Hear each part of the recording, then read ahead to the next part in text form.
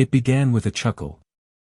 Low, deliberate, the kind that carried more scorn than humor. Justice Clarence Thomas leaned back in his chair, his eyes narrowing with the weight of casual dismissal. His words rolled out slowly, heavy with that sardonic tone he's mastered over decades on the bench, a question disguised as curiosity, but sharpened into a blade. Congresswoman Crockett, he intoned, you call yourself a lawyer. Yet I wonder, do you even grasp the foundations of constitutional law? The air shifted. Reporters stiffened in their seats, pens poised mid-sentence. Aides glanced at one another, lips pressed tight to contain their reactions. Somewhere in the back, a camera shutter clicked, as if to punctuate the insult.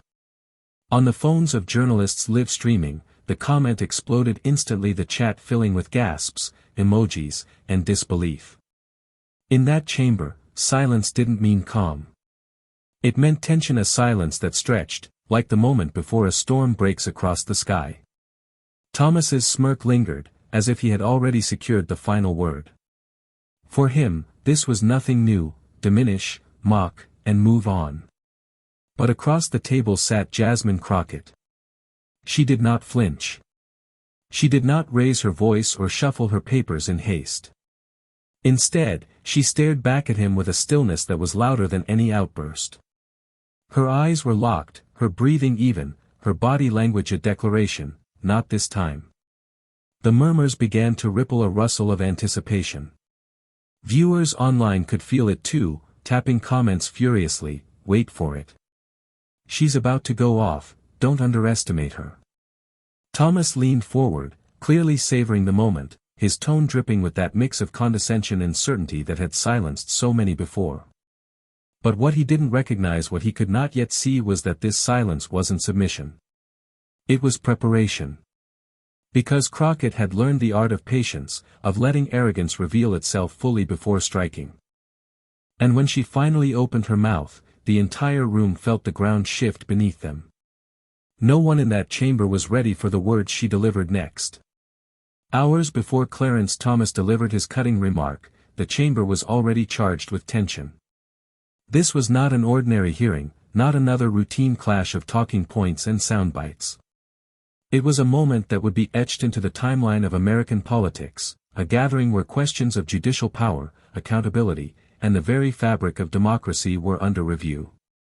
Jasmine Crockett, still new to the national spotlight but no stranger to conflict, was there not simply as a participant but as a representative of voices often ignored. Her presence alone was symbolic. A black woman, a first-term congresswoman, a lawyer who had carved her path through grit rather than privilege, she embodied the generational shift that so many feared and so many others celebrated. To sit across from Clarence Thomas, a man who had wielded his influence from the highest bench in the land for decades, was more than a test of legal knowledge. It was a collision of eras, of authority, of narratives about who truly belongs in America's halls of power. The insult Thomas lobbed at her was more than personal. It carried the weight of a pattern, a history of gatekeeping, where men in high places sought to belittle women who dared to step into arenas once reserved for the few. In questioning her legal skills, he wasn't just undermining Crockett, he was sneering at every young woman burning the midnight oil in law school libraries, every immigrant daughter told she wasn't polished enough, every rising voice that refused to wait its turn. That's why the room bristled. That's why pens froze mid-stroke, why even the marble walls seemed to tighten with anticipation. Everyone present understood the subtext. This wasn't only about one congresswoman being mocked, it was about whether arrogance would once again go unchecked. Or whether a new standard of courage could rise to meet it. Outside the chamber, the reaction was immediate. TikTok clips of Thomas's smirk spread like wildfire, overlaid with captions, "Did he really just say that?" Twitter threads multiplied within minutes, some mocking Crockett, others rallying to her defense. Live tweets buzzed with anticipation not only about what she might say next, but about what it could mean for a generation raised on viral moments of resistance. For Crockett, the stakes were higher than the room could measure. Every word she chose carried the possibility of being replayed millions of times across phone screens, in living rooms and classrooms, in court offices and community centers. She wasn't just defending herself, she was standing as a proxy for those tired of being doubted, dismissed, or diminished.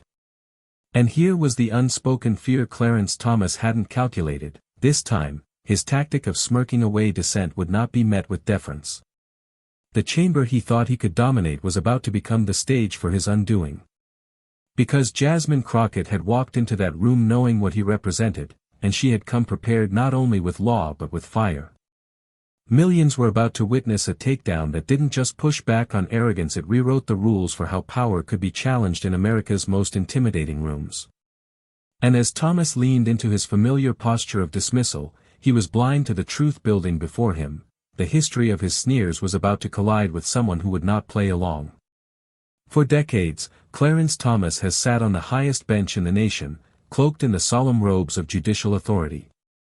To many, his presence on the Supreme Court represents continuity, a towering figure, second only in seniority to the Chief Justice himself. Yet beneath the marble grandeur and ceremonial gravitas lies a figure whose reputation has been anything but untouchable. His tenure has been marked not by the clarity of moral leadership but by a pattern of evasions, controversies, and a steady current of disdain toward those who dare to challenge him. Thomas's journey onto the court was itself marred by drama. The hearings that confirmed him are still remembered less for jurisprudence than for the storm of accusations, the testimony of Anita Hill, and the cultural earthquake that followed. Even then, the country saw a preview of the man who would dominate headlines for years to come, unyielding, dismissive, and deeply comfortable, casting himself as the victim of scrutiny. Where others might have carried scars from such a contentious ascent, Thomas wore his as armor-proof, in his mind, that he was above reproach. Over the years, his silence during oral arguments became its own symbol. For more than a decade, he barely spoke from the bench, cultivating an aura of mystery that supporters framed as wisdom but critics called arrogance. When he did choose to speak, his words often landed with a weight that seemed less about clarifying the law and more about revealing disdain for challenges to his worldview. He became a study in contradictions, a man sworn to impartiality, yet often aligning with the most rigid interpretations of the Constitution, a figure meant to embody fairness, yet comfortable mocking those he deemed beneath him. The controversies only multiplied with time. Questions about his financial disclosures, luxury trips, and connections to wealthy benefactors chipped away at the image of judicial neutrality. And yet, despite every headline, he remained ensconced in the protective walls of lifetime appointment, untouchable, immovable, beyond consequence.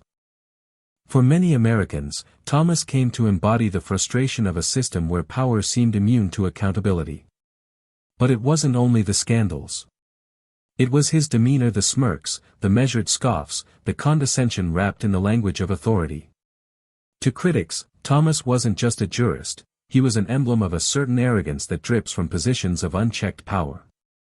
His interactions often carried the weight of someone who believed he had already outlasted every challenger, someone who had seen waves of outrage crest and recede while he remained steady on the shore. And yet, his authority remained real. Inside the court, his opinions shaped precedent. His voice, even when quiet, influenced rulings that touched every corner of American life. To stand against Clarence Thomas was to stand against a colossus, not only a man but the institution he represented. That's what made his mocking of Jasmine Crockett sting so sharply. It wasn't simply one man sneering at one woman. It was the embodiment of an institution's condescension aimed squarely at a representative of change. The contrast could not have been more cinematic.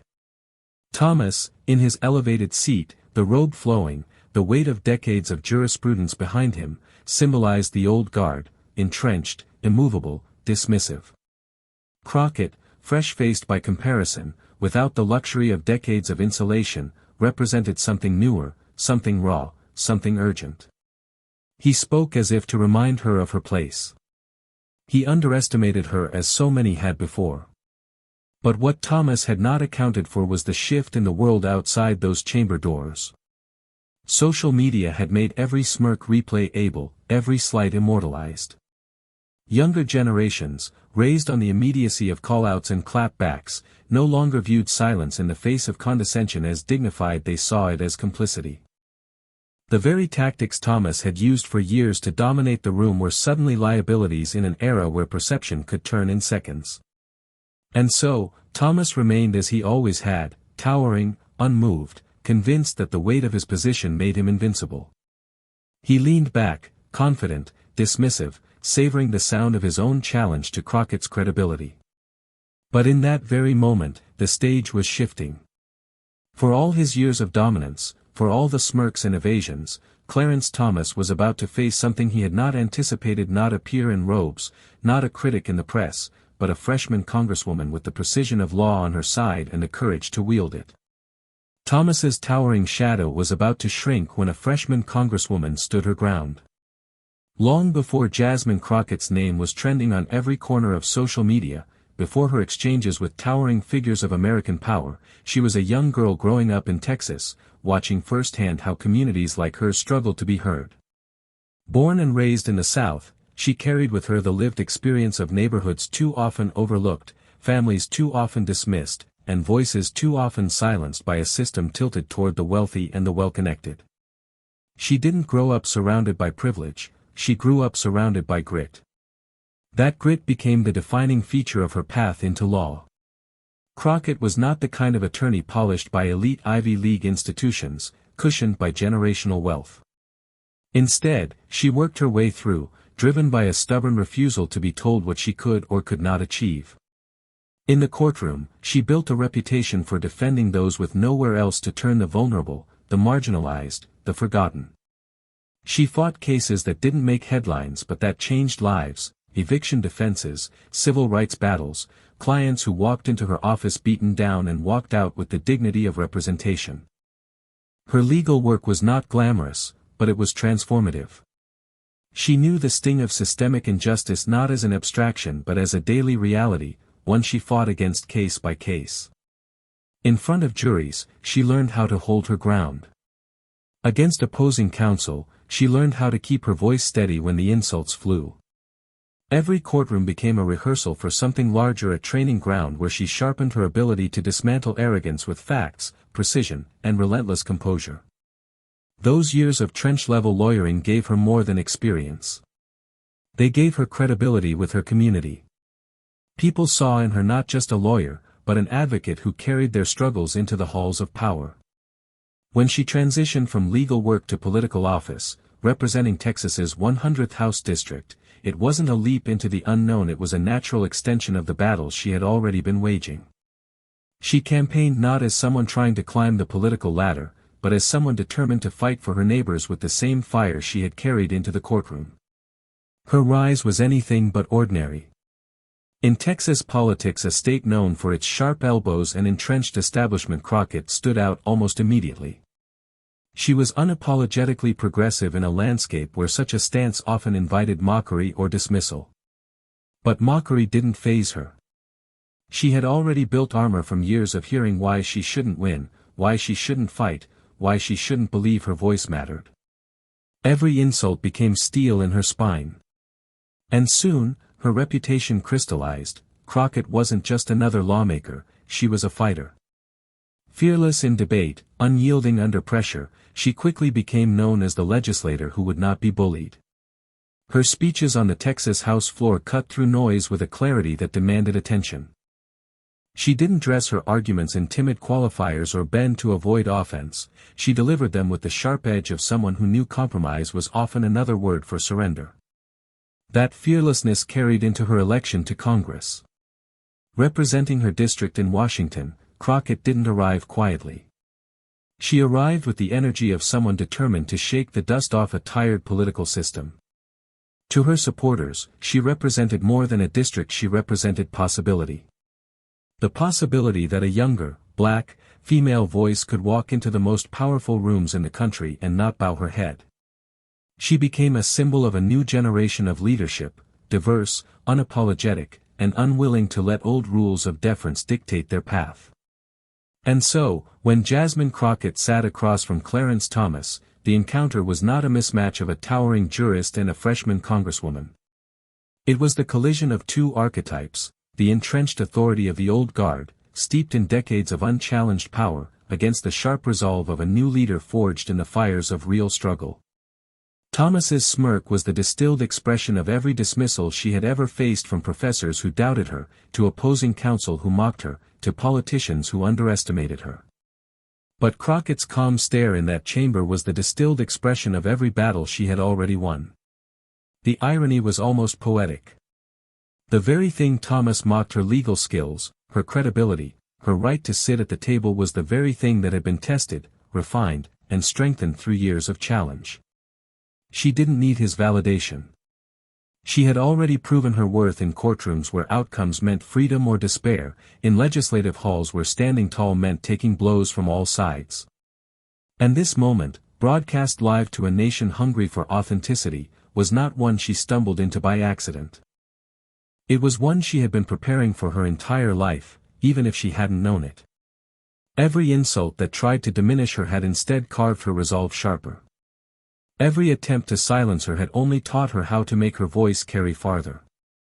So when Clarence Thomas leaned back and laughed at her credentials, believing the weight of his robe and his legacy would overshadow her, Jasmine Crockett didn't flinch. She struck. The chamber was never truly quiet, but in moments like this, the stillness carried a different weight. Clarence Thomas leaned back again, his chuckle echoing faintly against the marble walls, a sound that rippled with condescension.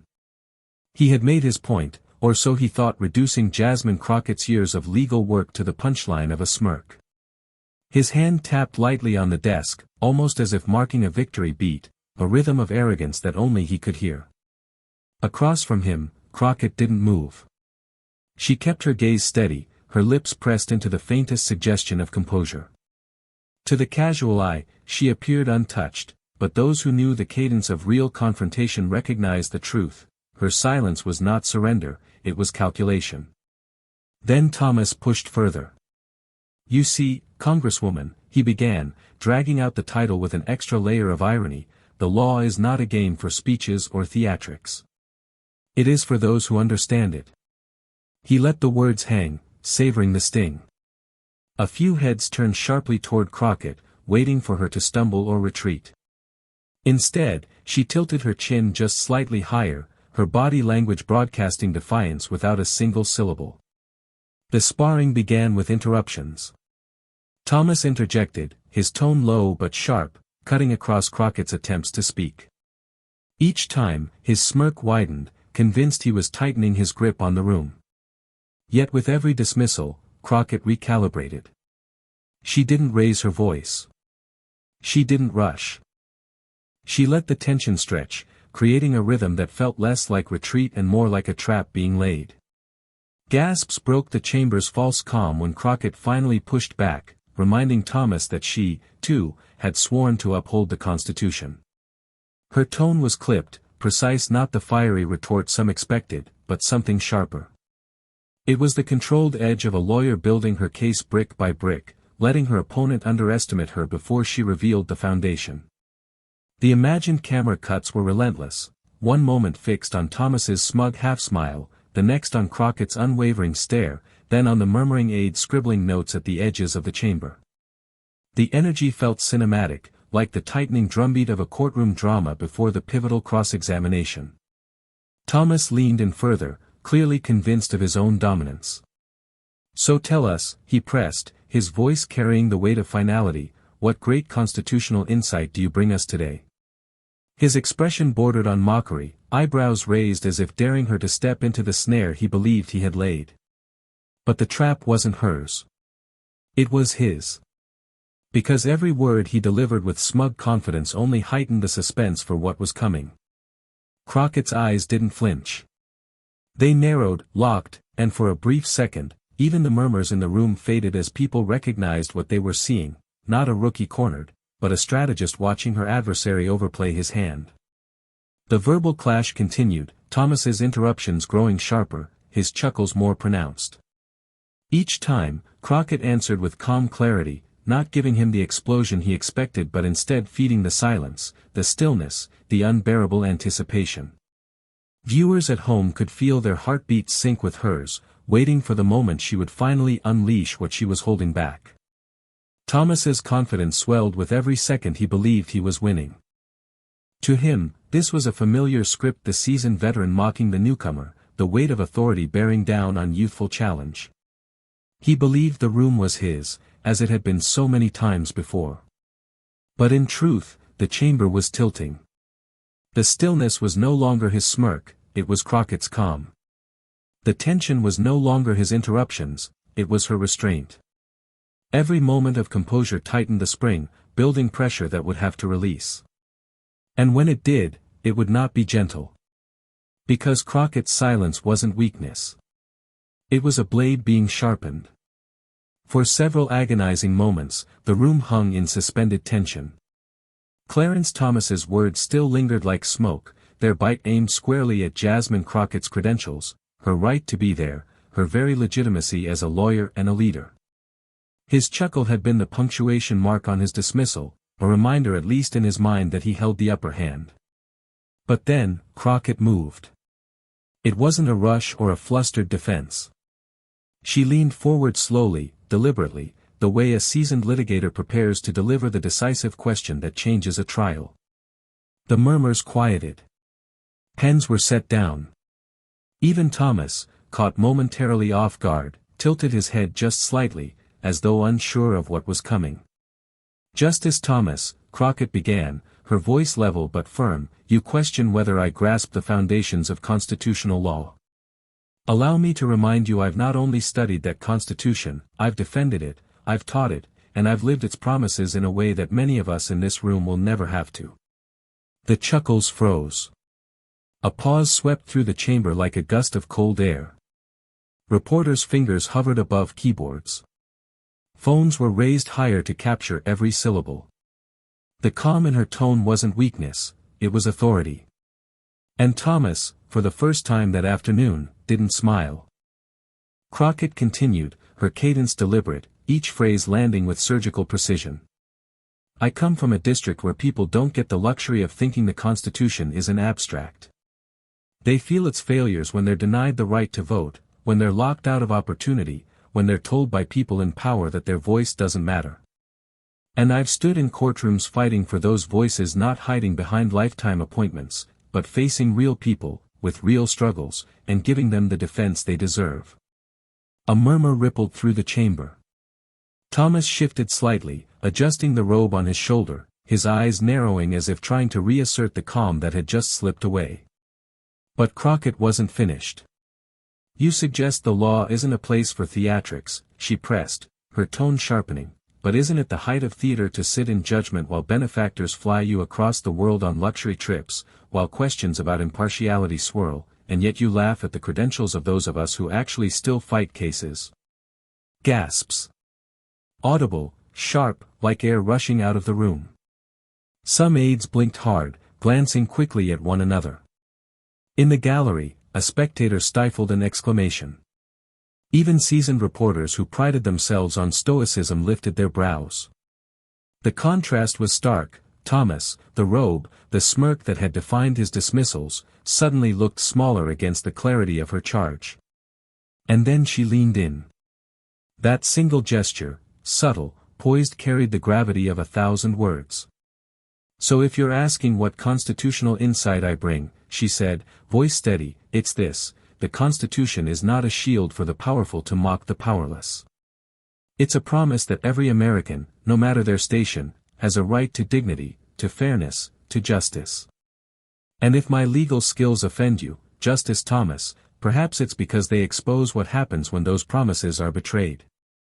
The line landed like a gavel strike. In that instant, the room transformed. The laughter that once fed Thomas's arrogance was gone. Murmurs swelled into a buzz as people whispered, some covering their mouths, others scribbling furiously. The sharp click of phone cameras punctuated the silence between her words. Online, the eruption was instantaneous. Live tweets began pouring in. "OMG, she did not just say that to Clarence Thomas. #Crockett clapback. This is history. Remember this moment. Every law student is going to memorize that line." Back in the chamber, Crockett didn't gloat. She didn't smirk. She let the silence carry her words, understanding that their echo was louder than any victory lap. She sat back, composed, the calm eye at the center of a storm she had unleashed. Thomas, however, was no longer the unshakable figure. He shifted in his seat again, his fingers tightening against the wood of the bench. His smirk had disappeared, replaced with a forced neutrality that betrayed discomfort. A bead of sweat traced his temple, though the air was cool. The robe that once seemed like armor now draped heavy, almost cumbersome. His authority, so rarely questioned to his face, had faltered in the space of a few sentences. And Crockett, the freshman congresswoman, the woman whose credentials he mocked, had turned the dismissal back onto him with surgical precision. Her words weren't just a rebuttal, they were an indictment. She hadn't only defended herself, she had put Thomas on trial in the court of public perception. The observers knew it too. A law professor in the gallery whispered, "That's going to be taught in lectures." A young aide mouthed, "Wow," as they typed notes. Even the stenographer, trained to remain stone-faced, stole a quick glance upward as if to confirm she'd heard correctly. The moment stretched into legend before their eyes. And then, with the faintest pause, Crockett closed her binder. The sound of the cover snapping shut carried like a period on the exchange. No theatrics, no raised voice, no dramatic gesture, just the power of words delivered with truth, cutting sharper than any insult could. The silence that followed was almost deafening. The weight had shifted entirely. Thomas had entered the sparring match with arrogance, certain that his years of power would silence the newcomer. But now, for perhaps the first time in years, Clarence Thomas had been checked not by a fellow justice, not by an investigative headline, but by a young congresswoman who refused to be diminished. Phones captured every angle. Reporters whispered that they had just witnessed the defining viral moment of the year. And across the country, millions were about to watch it unfold, replayed, remixed, and remembered. Because Crockett hadn't just answered the insult. She had rewritten the script. But the real explosion wasn't in that room, it was online. The moment Jasmine Crockett closed her binder, the chamber exhaled, but the real storm was only beginning. Within minutes, Twitter lit up like a switchboard in overdrive. The hashtag Crockett clapback shot to the top of trending lists, propelled by a flood of posts ranging from law students quoting her exact words to everyday Americans marveling at her composure. Someone clipped the precise moment she leaned in and delivered the line about the Constitution not being a shield for the powerful, overlaying it with swelling cinematic music. By the time the hearing recessed, that edit had already racked up 1 million views on TikTok. Memes spread faster than fact checks. Screenshots of Clarence Thomas's frozen expression became instant reaction images, that look when you realize you underestimated the wrong woman. Another meme paired Crockett's calm stare with the caption, "The face of every first-year associate who knows the case better than the partner." Even skeptics who rarely paid attention to judiciary hearings found themselves clicking replay. It wasn't politics anymore, it was culture. Cable news caught on just as quickly.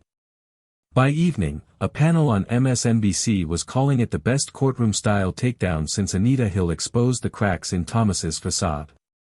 On CNN, anchors replayed the clip with slow-motion emphasis on the beat where Thomas's smirk faded. Even some conservative outlets, usually quick to deflect criticism of Thomas, acknowledged the sharpness of Crockett's delivery, if only to caution their viewers that the viral energy could not be ignored. The impact reached further than punditry. Law professors began tweeting about using Crockett's exchange as a case study in rhetoric, in the power of composure under fire. In classrooms across the country, students who might have seen Thomas as untouchable now had a new hero. A first-year law student in New York posted a video saying, "I just watched a sitting congresswoman dismantle a Supreme Court justice's arrogance with straight constitutional logic. That's the energy I want to bring into my career." Thousands of comments echoed the sentiment, validation, inspiration, and pride. But it wasn't just students. On Capitol Hill, older politicians who had once dismissed Crockett as too brash or too new found themselves forced to acknowledge her sharpness. Whispers circulated through the halls, "Did you see what she did to Thomas? She's not one to underestimate." Even rivals admitted, grudgingly, that the exchange would have lasting repercussions. In one clip, a senior lawmaker was caught off mic saying, "That was a checkmate move." Pure and simple. The wave effect was unmistakable. One clip sparked millions of shares, which snowballed into commentary, which spiraled into a cultural touchstone. Journalists compared it to the viral power of Alexandria Ocasio-Cortez's early committee takedowns, noting that Crockett's rise carried the same energy, a younger, unapologetic voice cutting through the static of political theater. On TikTok, creators spliced her rebuttal with everything from Kendrick Lamar beats to dramatic orchestral swells. On Instagram, artists rendered digital portraits of Crockett, stylized in bold colors, captioned with her now iconic line, "The Constitution is not a shield for the powerful to mock the powerless." The phrase itself became a rallying cry, printed on t-shirts, plastered across protest signs, etched into the collective memory of a moment that felt bigger than politics. And yet, the resonance was deeper than virality. People weren't just laughing at Thomas's stumble, they were celebrating what Crockett represented. An immigrant mother in Chicago wrote, "I showed this clip to my daughter. She said, 'Mom, she looks like us. She talks like us.' And she stood up to him. My daughter cried. I cried." Stories like that multiplied, revealing the emotional stakes beneath the spectacle. Crockett herself, when later asked by a reporter if she expected her words to go viral, simply smiled and said, "I didn't come here to go viral. I came here to speak truth. The rest takes care of itself." But the truth was clear, her words had struck a chord because they reminded people of something they feared was slipping away, the idea that dignity and justice still had defenders who wouldn't bow to power. By nightfall, the exchange had been replayed so many times that it felt like it had already entered the annals of American political legend. Commentators argued over its long-term impact, but the consensus was undeniable. A freshman congresswoman had managed to shake the aura of untouchability surrounding one of the most entrenched figures in American judicial history. But beneath the viral storm was a deeper truth, a lesson about power, dignity, and America itself. When the dust of the hearing settled, what remained was not the sting of Clarence Thomas's insult but the enduring resonance of Jasmine Crockett's dignity. That was the paradox of power laid bare. Arrogance might thunder in the moment, but dignity echoes across generations. Thomas's mockery had been sharp, but fleeting. Crockett's rebuttal, measured and unflinching, had transformed into something larger than the exchange itself, a universal reminder that truth, spoken with clarity, always outlasts the sneer of authority. For many who watched, the moment wasn't just about legal sparring. It was about identity. It was about belonging. A young black woman standing in one of the most hallowed chambers of government had faced a Supreme Court justice who believed his seniority gave him immunity from challenge. And instead of shrinking, she grew taller in the silence, using composure as her weapon. For young viewers, especially women, the symbolism was undeniable. You don't have to mirror arrogance to dismantle it. You don't need to shout to be heard. Across campuses, law schools, and community centers, Crockett's words reverberated as proof that representation matters. Professors who had spent semesters teaching their students to find their voice now had a clip to point to, a real-world lesson that the law is not the property of the powerful but the language of the people. A professor in California summed it up in a viral thread: dignity in debate isn't weakness. It's strength in its purest form. Crockett didn't just defend herself. She defended the principle that the law belongs to everyone. Women in law, especially those who had endured being underestimated, found a new rallying cry. One attorney posted, "Every time a senior partner smirked at me, every time a judge questioned if I belonged in the courtroom, Crockett was speaking for us." She turned that smirk into a lesson. The responses cascaded, thousands of women sharing their own stories, all connected by the same thread. Crockett's defiance wasn't just her own victory, it was theirs too. But it wasn't only professionals who felt the weight of her stand. Ordinary citizens, immigrants, working parents, students saw themselves reflected in her resolve. They recognized the power of restraint, of choosing dignity over mockery, and they claimed that lesson as their own. A father in Texas wrote, "I showed my daughter this clip. I told her, you don't have to bow to arrogance. Stand tall. Speak clear. That's America at its best. The contrast could not have been sharper. On one side, Thomas embodied the brittle arrogance of entrenched power, dismissive, smug, certain that his authority shielded him from challenge. On the other, Crockett embodied the calm persistence of truth, wielding her words like precision instruments. In that chamber, the imbalance was reversed, the giant appeared small, and the so-called novice became the teacher. What made the moment immortal was not just the takedown itself, but the moral beneath it. It reminded people that justice is not about titles or tenure. It's about courage. It's about the refusal to be diminished by mockery, the insistence that every voice, no matter how new or underestimated, deserves to be heard with respect. Crockett didn't just win an argument, she reframed what victory even looks like in a system often rigged toward silence. Her rise from community roots to national spotlight crystallized into a story larger than politics, a testament to resilience. Every insult she had ever faced, every smirk from those who doubted her, had prepared her for that chamber, for that moment, for that line that silenced arrogance with dignity. And that is why the clip refuses to fade.